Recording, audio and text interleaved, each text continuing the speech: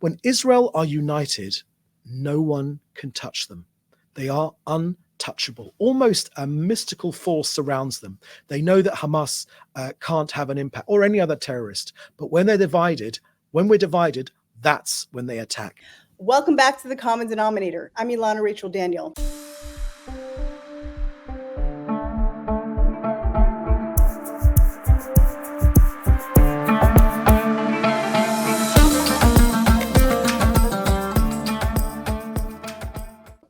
In a rare moment in the past 9 months, world events this week have exceeded even Israel in its high intensity and rapid fire pace. Former President Trump survived an assassination attempt. Days later, sitting President Joe Biden withdrew from the presidential race that will take place this November. Kamala Harris is expected to take his place as the Democratic nominee, and Israel's Prime Minister Benjamin Netanyahu has flown to D.C. and will speak there in the Congress today. Kamala Harris has declined to attend Netanyahu's speech, but will meet with him privately before he heads to Florida for a meeting with President Trump. While we witness these events with mouths agape, peering up to see what on earth is coming at us next, it's with some small relief to have just a few days where we here in Israel are not both the number one topic and target of the world's vitriol, nor at least momentarily its upheaval. Sitting with us today is David Mencer. David ran the Labour Party Friends of Israel during the Tony Blair premiership, among many other related tasks. David is a spokesman for the Office of the Prime Minister of Israel and a communications professional with 30 years' experience. David, it is our great pleasure to welcome you here today. Good to be with you, Ilana. Thank you for having me. Thank you. So let's start off first, if you will. Describe for us somewhat the situation for Jews in the UK, perhaps elsewhere in Europe, certainly since October 7th, but where, if you will, where and when were the seeds planted, and how have you watched it progress into fruition? So this war has unfortunately raised the levels of anti-Semitism throughout the world, and no less in the UK, to the highest levels that anyone has ever seen. Lots of people have made comparisons to the dark early years of the 1930s and the run-up to the Second World War. I don't want to go there, but I will tell you that for ordinary Jewish people around the world, this is a scary time. For myself and my family, I was born in the UK. I always grew up in the UK. But when the opportunity came to move to Israel together with my wife and kids, I jumped at it.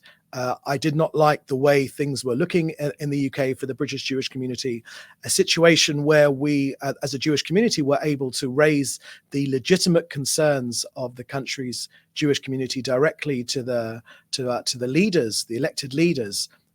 I've seen that situation decline, the propensity, the power of our voice. I've seen it decline in its power, and it made me feel fearful. And that is why I decided to move my family to Israel. But the biggest precipitant was actually the election of Jeremy Corbyn. I could call it a macher. That's not a political phrase. I was a macher in the British Labour Party. When Jeremy Corbyn became the leader and moved the party to the extremes of the left, that was the end for me, and I decided to move my family over here. And I can honestly say, despite the travails of this almost 9 or 10 months of war that we face now, an unprecedented war, a war we didn't want or didn't ask for, I have not regretted it for a single moment. There is only one homeland for the Jewish people. Home, they say, is the place that when you have to go there, they must take you in. This country took us in. I've been delighted to come here. Yes, of course, it hasn't always been easy, but this is a phenomenal place. And I always remember what the Merkaz Klita, or the home office here in Israel, when we made Aliyah, we asked them, are we doing the right thing? And she said to us with her Hebrew, for the Jew, it's the best. And I believe this is a homeland for the Jewish people, and I'm delighted to be able to pay to use my skills to be able to defend this country and to promote its interests directly to international media.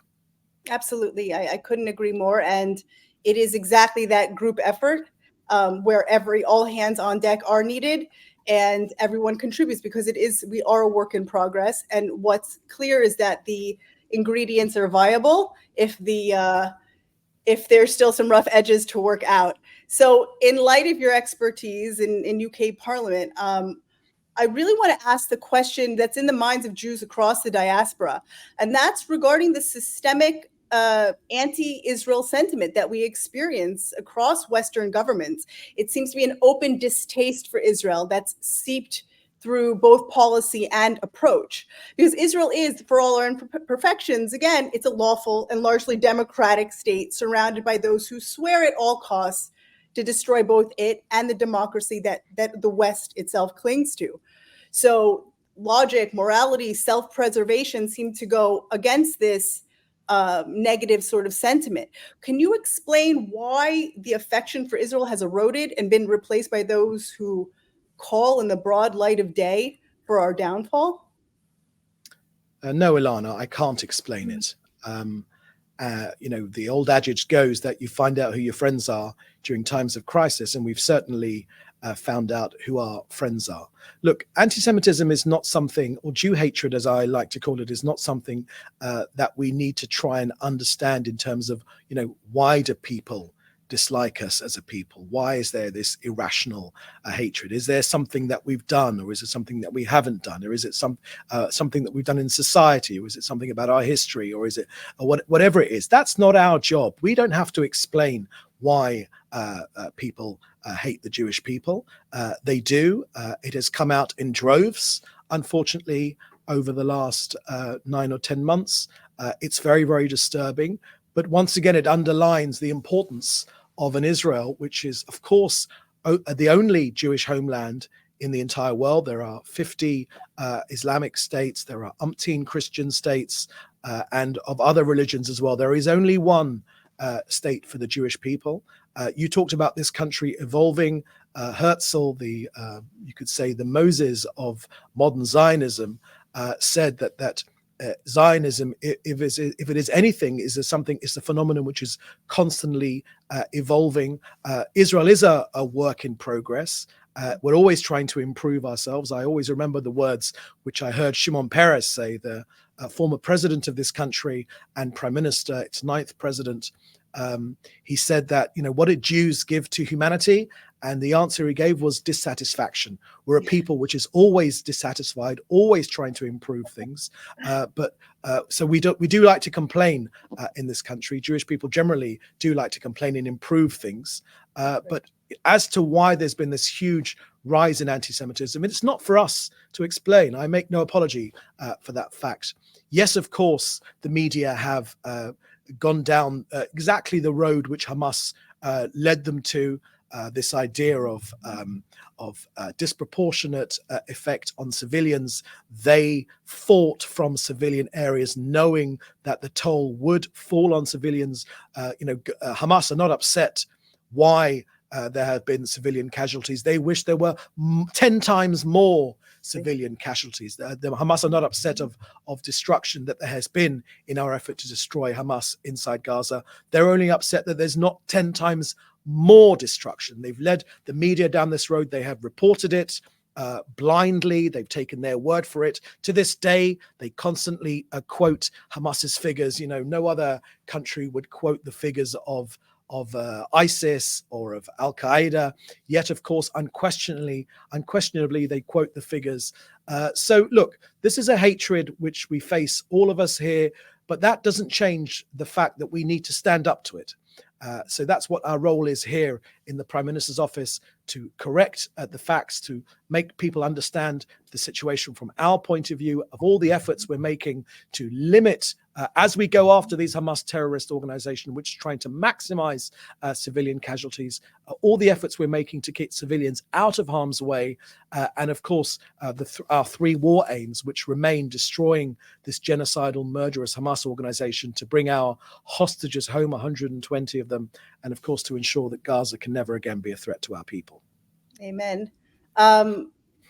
David, do you believe, in light of the elections both in UK and what's coming up in the US, do you think that having a Jewish spouse or relative will have a positive or negative or any substantial effect at all on someone's leadership role. We have, of course, UK's Starmer's wife is Jewish, Trump's grandchildren, and Kamala Harris's husband. And you have Jews speaking for or against for those reasons. Really, in reality, what sort of influence could that really have? Well, it's a personal opinion of mine. I don't think that it's something which is interesting. I don't think it's a game changer, put it that way. I think what is a game changer is when politicians visit this country. That is a game changer. I've actually brought many politicians from the UK to Israel to see all sides of the equation here, to see the way Israelis live and to see how Palestinians live as well in Judea and Samaria, in the West Bank and in Gaza. I think the most powerful thing you can do for a foreign politician is to bring them here. And I've seen it many, many times. It happens maybe after a few hours, or even the first day of their trip here. Suddenly, the penny drops and they understand how small this country is, how young our soldiers are, the threat we face from our neighbors, which are trying every which way, in different ways, constantly evolving ways, to harm us and to destroy us. The peace-loving nature of the people which live here.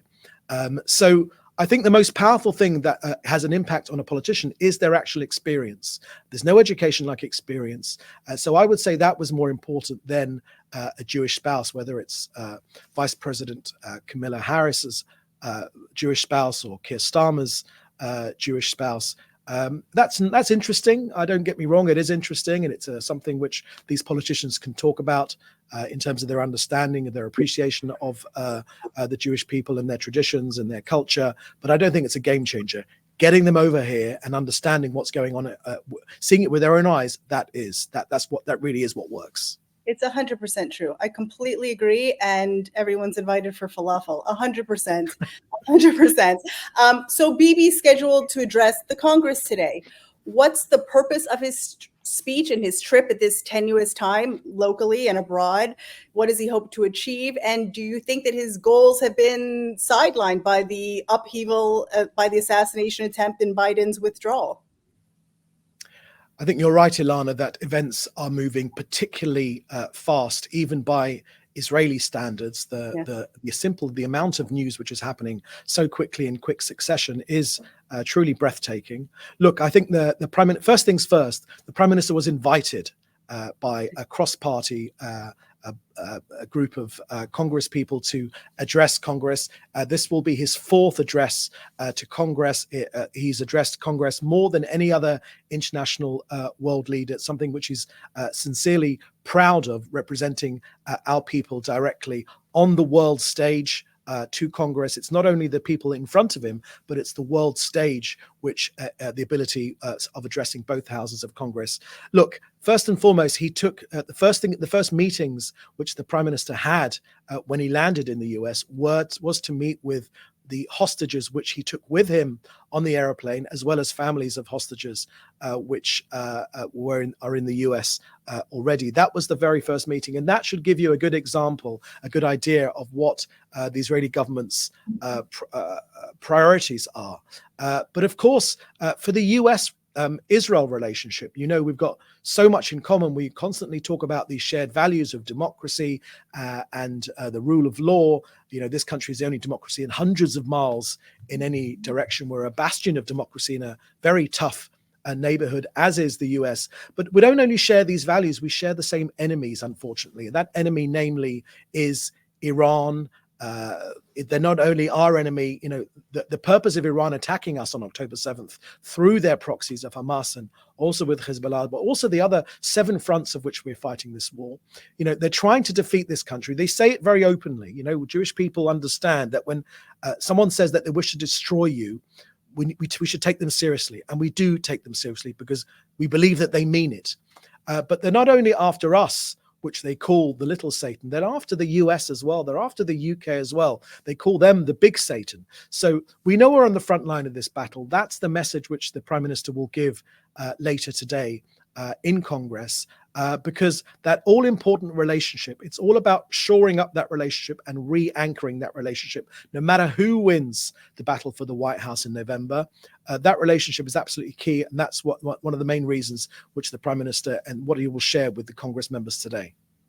Well, I think that every Israeli would agree that re-solidifying those connections is key. Again, not even just with Israel, but I feel that one of the greatest things lacking is as I think that the objective truths that we're fighting, with the details, with the rights and the lefts and every shade of gray in between, there are some basic truths that all of the West, people who live within the boundaries of law and order and civilization, all of us benefit from that, and we must all of it fight us. My question to you is, knowing that the head of the snake is Iran, in a perfect world, what are the ideal conditions to confront that head of that snake in the Islamic Republic of Iran? And what are our chances of getting somewhere near the conditions to and willingness to actually act on that? Look, Ilana, on Iran, I think our enemies know how to fight us. They know that we value human life as precious. I've told you already that Hamas is upset that we haven't killed more Gazans have not been killed. They wish that 10 times more have been killed, and the same for the other damage in Gaza. They wish that there was more of it. Because of that fact, Hamas are willing to bear these costs, because it means that the world will come crushing down on Israel, as they have done. And so for Iran in particular, they think they've figured a way to beat Israel. It's not on the battlefield. It's in the media. It's on the BBC, it's on CNN, it's on MSNBC, and on so many others, not through terror, not through tank columns, not through even a guerrilla war. They won't win that way. They know they won't win that way, but they will win through column inches, through the images of this war in the media. Hamas and Hezbollah, they're immune to the cost to their own people. These jihadi Jew killers are shaping the very strategic environment in which they have started this war and are carrying out. So Israel must respond and defend itself, of course. Now, Iran knows that it can use the media to destroy us. Their distorted version of Islam means that it's a revolution for them. They wish to restore Islam to its perceived place at the top of history and society. It all begins, though, with destroying Israel. That's their philosophy. They've said this very, very clearly. So going back to those members of Congress, they need to understand this fact. Whoever wins the election in America needs to understand this fact. We are only a stopgap on the jihadis' route to the West, the great Satan, as they call it. So for this enemy, the world needs to unite to create a great strategy to stand up to this hatred. It's being run by the genocidal fascist regime in Iran. They don't have elections, of course. When they do, there are farcical people. The media talk about Iran having a moderate leader or a reformist leader.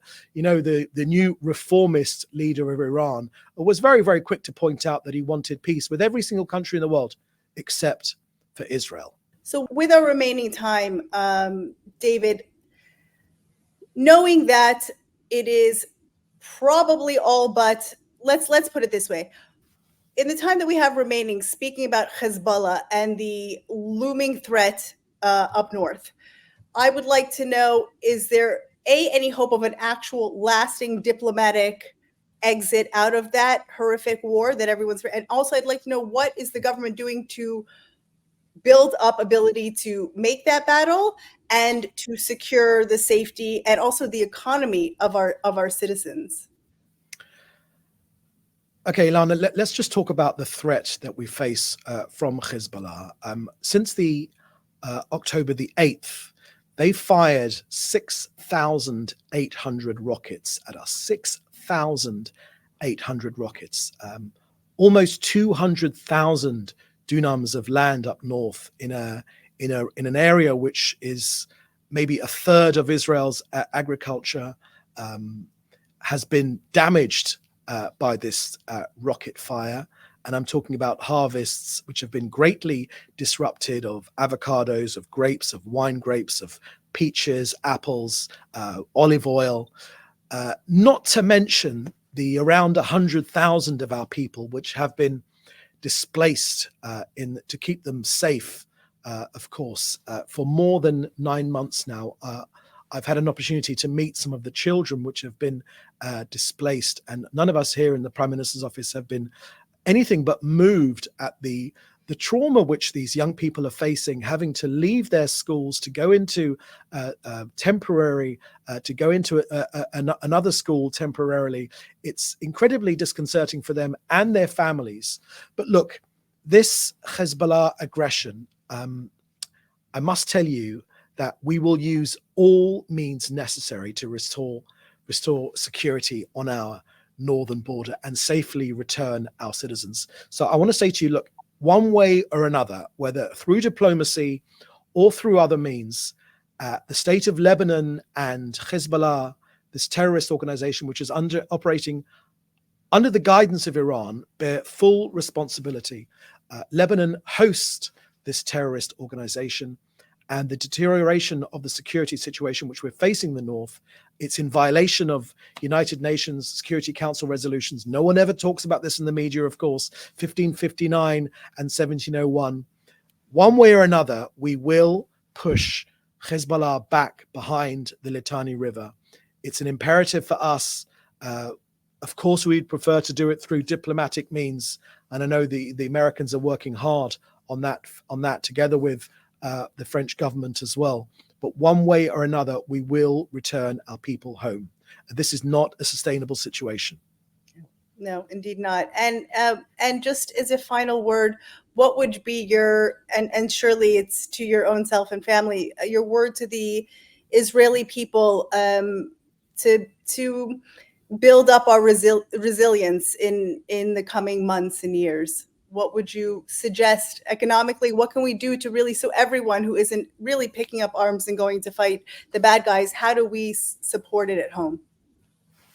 Well, I think the Israeli people have acted in the most remarkable way. All of us have seen the way that this country has come together from a period of political infighting. It switched on a dime to coming together. Look, I would just leave you with the words of one of the Hamas kidnappers, one of the Hamas terrorists, which said directly to one of our hostages, and our hostages, when they were released, they shared this conversation with us. And this has been reported in the media. I'm not releasing anything secret here, but I'm not sure it's had enough coverage. The Hamas terrorist said very, very clearly, he said, when Israel are united, no one can touch them. They are untouchable. Almost a mystical force surrounds them. They know that Hamas can't have an impact, or any other terrorist. But when we're divided, that's when they attack. Now, the media, even here in Israel, likes to make a lot of noise about divisions here in Israel. And of course, this is a democracy. I often describe this as a democracy on steroids. It's democracy plus. We love to argue with each other. That's a national Jewish characteristic. But we must, at this time, as we have done, we must come together and stay together, because that's the best thing that we can do. All of us here, mums and dads, the older people, to everyone, even if you're not putting on a green uniform and taking arms, no matter what you're doing, there are many, many acts of kindness which this people have come together to do. It's extremely moving for people that have not come from the society and are integrating ourselves into society. I've never seen anything like it in my entire life. It's a very emotional thing for us, but we've come together, and if we stay together, we are unbeatable, which is why the motto of this entire conflict has been Yachad Lenetzach. We are together, we will win. And we are smashing this terrorist army. There is a way to go still, but we're smashing down these terrorists. We're facing them down. And together with the united population, we are literally unbeatable. So that's my message to Israel's people. Couldn't agree more. David Mencer, thank you so much for your time. We hope to meet with you again soon. Great to be with you. Thank you for the opportunity.